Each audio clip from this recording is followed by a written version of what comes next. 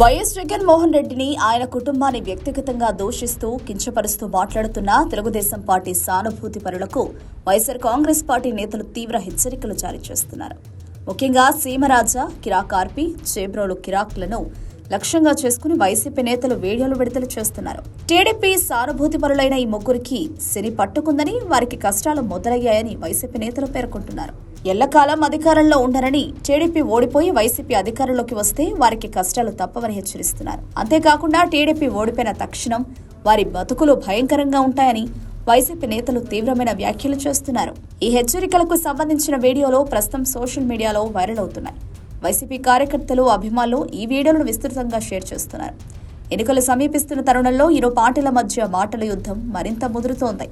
మొత్తానికి వైఎస్ జగన్ పై విమర్శలు చేస్తున్న టీడీపీ సానుభూతి పరులకు వైసీపీ నేతలు చేస్తున్న హెచ్చరికలు ఆంధ్రప్రదేశ్ రాజకీయాల్లో వేడిని రాజేస్తున్నాయి. రానున్న ఎన్నికల్లో ప్రజలు ఎవరికి పట్టం కడతారో వేచి చూడాలి. అప్పటి వరకు ఇరు పార్టీల మధ్య మాటల తూటాలు పేలుతూనే ఉండే అవకాశం ఉంది.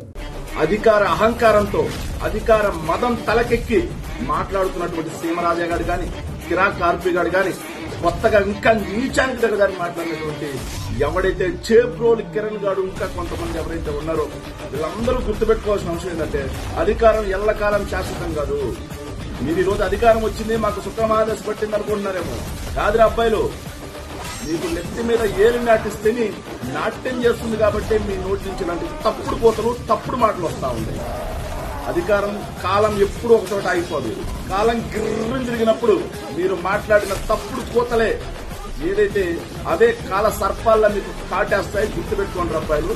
ఎక్కడున్నా ఆ రోజుల వరకు కామ్గా హ్యాపీగా ఎంజాయ్ చేయండి. కాలచక్రం తిరిగిన రోజు ఎక్కడున్నా సరే మీరు మాట్లాడిన తప్పుడు కోతలే మిమ్మల్ని వెతుక్కుంటూ వచ్చి వేధిస్తాయండి.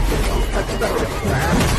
Subscribe to Social TV Telugu for more videos. Hit the bell icon for faster updates.